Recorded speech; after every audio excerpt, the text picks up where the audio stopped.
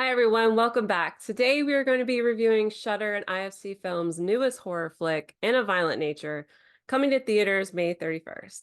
I asked my friend Nagier from Big Gold Belt Media to join me because he loves horror and I'm a casual fan. So thanks for hanging out with me today. I just was wondering where you're going to be honest there. I was going to say, if she says she loves horror too, this is going to get wild today. But thanks for having me. Hey, I was taught not to lie, so I'm not lying. Casual, casual. In a violent nature, when a locket is removed from a collapsed fire tower in the woods that entombs the rotting corpse of Johnny, a vengeful spirit spurred on by a horrific 60-year-old crime, his body is resurrected and becomes hell-bent on retrieving it. So he goes after the group of vacationing teens responsible for the theft and proceeds to methodically slaughter them one by one, and basically anybody else too that gets in his way, on his mission to get back what was stolen. So I don't know about you, but as I was watching it, and typically when I watch horror movies, I just sit there and I'm like, what white nonsense is this? Because honestly, I'm white. I'm like Casper Pale white, but I'm not that white. Okay, my spice cabinet is packed. I season my food, and I don't take things that are part of some flippin' like local lore. Like I don't do that. Like I was like, why are you doing that? So I don't know. What did you think of the film?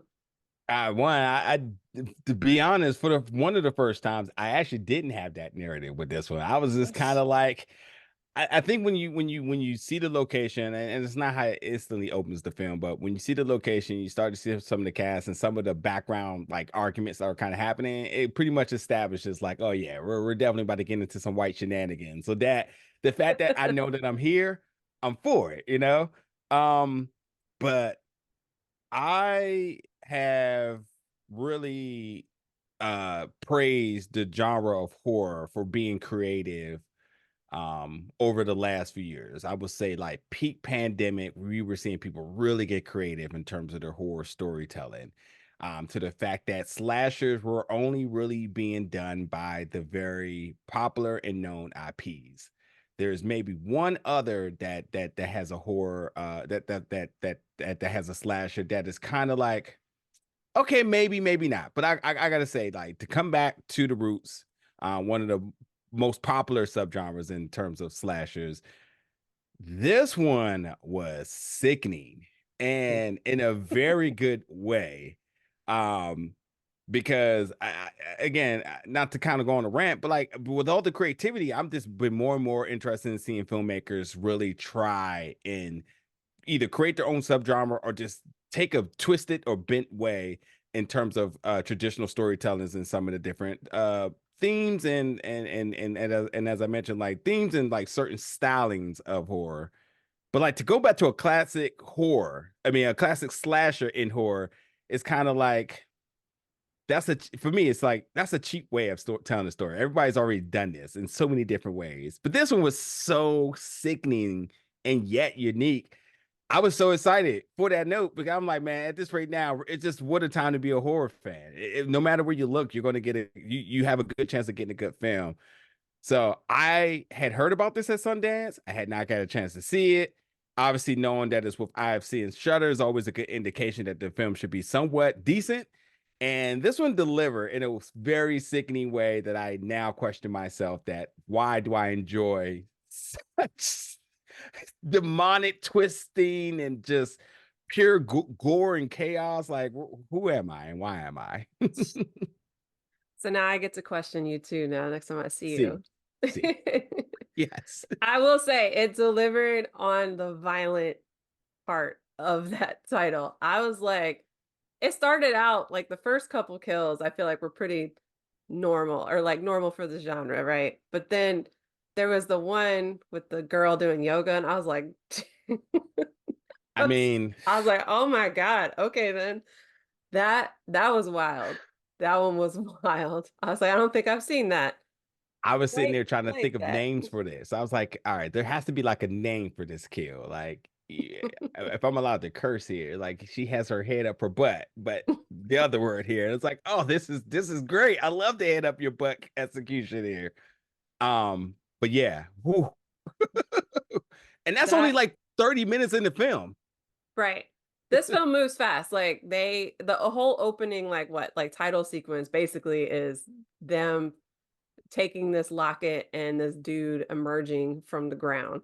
And Yeah, for a lot of the film, I really enjoyed that for a lot of it, we were behind him. The camera was behind I him. love that. Good point. Yep. Because typically with these type of movies, the camera's facing them, so you see them coming. But this was Yeah. like, oh, we're just following along. So it was like a documentary almost at first. Like we're just gonna. I was like, wait, is he gonna turn around and kill the camera guy? Is that the kind of twist we're gonna get at the end? Like that would have been wild too. But Yeah.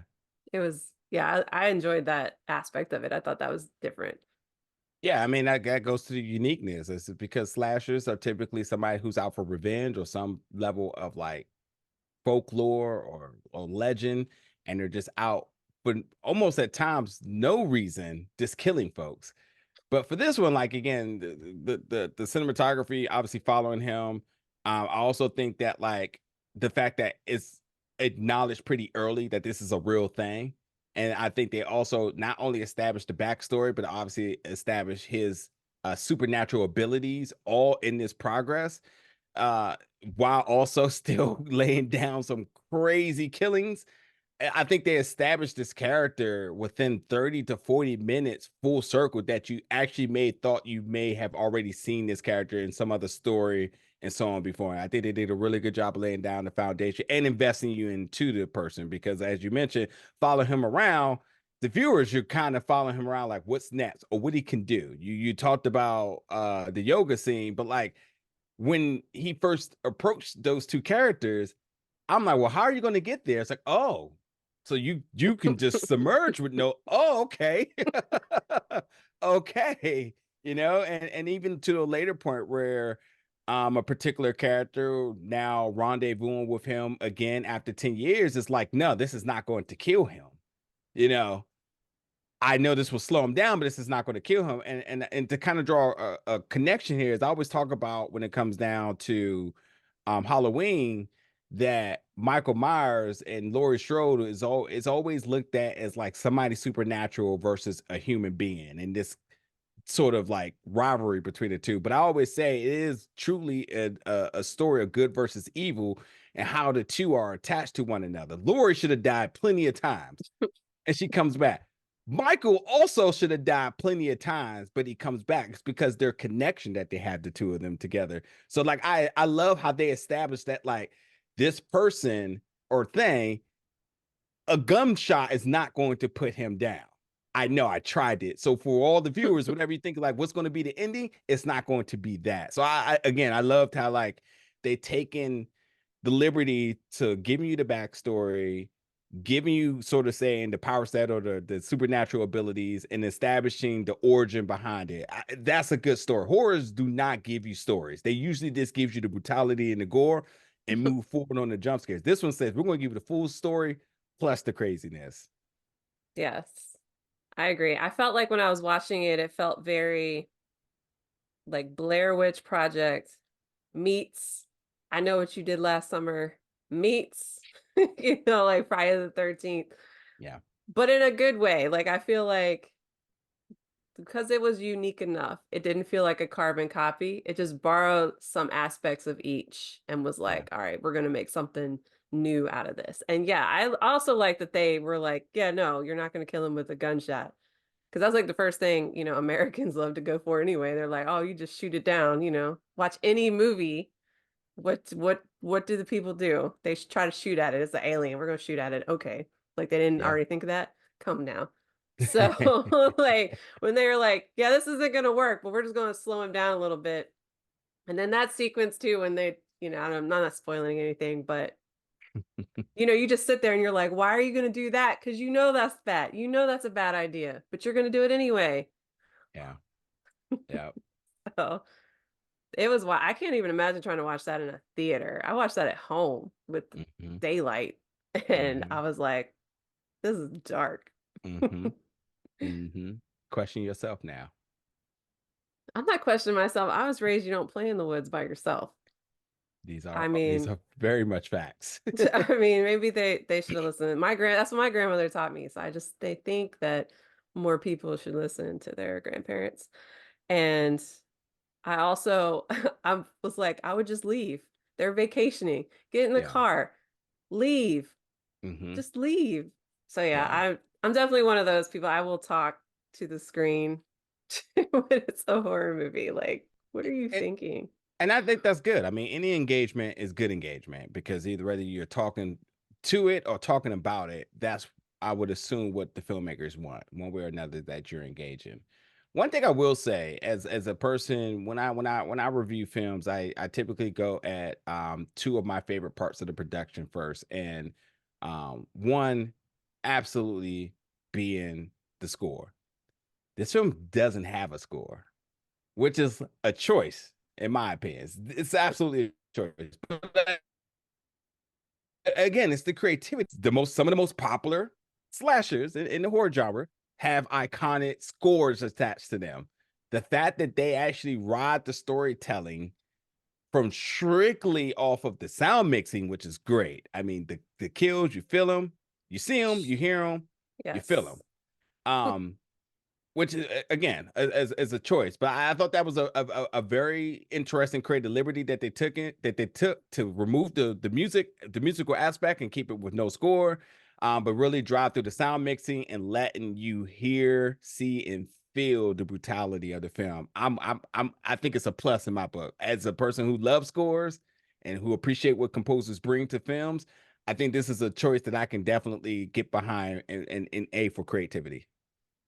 Oh, I agree. Because like I said, that made it feel more real, right? Because there's not the music, there's no score, there's no swelling of the orchestra as like he approaches. It's just you hear the crunch of his footsteps in the woods. Like that's scary. That's Yes. real. Like you can go outside and experience that. Yeah. So it was a choice, but it was a good choice in this Yeah. case. It doesn't always work in every film when they choose to do that, but in this one, it definitely elevated that sense of like foreboding Yeah. and terror. And like when I said, when we were behind him with the camera, and he moves slowly, like he's not running. There's no running, but you're just like, oh my God, he's moving so slow. And these fools are up there and with no indication that he's coming. And you're just like, oh, but yeah, that crunch, just that slow and steady. It was wild. Yeah. I'm with you on that. I would go also too and say like there's no outstanding performances here because a lot of people are just casualties to Ray Barrett's performances shoddy here. Rye, excuse me. Rye, I've recently seen in a couple of films. One, the most recent was the film that I think it came out last year was Dangerous Rumors. And then I seen him in a film some time ago as well. I can't think of the name of it, but I think that like this is, I wouldn't go as far as saying this is like a career defining moment here, but I would say that this to me has to be particularly one of his favorite performances because I think anybody who is a fan of horror always imagines what would it be to be a slasher. What would it be to be an iconic killer? We've all at some point emulated Michael Myers, Freddy Krueger, Chucky. We've Have all you at one now? point, Have you now? This is what you do in your everybody free at some time? point. You know, so at some point, somewhere, you picked out a knife out of your cabinet, and your mind goes to exactly how he holds it, the iconic little angle of the knife. Like we've done these things. So when you love film and cinema, and when you think about horror, you always say, would it be to be a final girl? Would it be in what would you do in any of these situations you were trying to escape? Or what would you be if you were the slasher itself? So I think him getting this role and giving out this performance, I could imagine was probably one of the funnest times. And man, to that point, absolutely. You kept your eyes on him the entire time. Whether the cinematography made it that way or not, you still was wondering what might he do next. And And last thing, anybody who is like a Mortal Kombat fan, with the fatalities and how they just continue to get better and better, more innovative and creative. This was like well, let's try some of these things too. So I enjoyed that, man. yeah, it was definitely, even when you couldn't see him on screen, you're right. You were sitting there like, where is he? Mm-hmm. And there were some prolonged moments where you didn't know where he was, and it's just like just looking, just like where'd he go? I Yep. was like, I need the camera to move this way because I think he's over there. Like, what are you doing? I will say I have not ever imagined myself as the slasher, but obviously you think about if you're the last man or woman standing, how are you going to get out of that situation? But like I said, I probably wouldn't even be in the situation because I will nope myself out of that as soon as stuff starts getting weird. So wouldn't be Mm-hmm. me. Would not be me. But yeah, he was great. And it's a nonverbal, as most Yep. slashers, right? Not a lot of them talk. So Yep.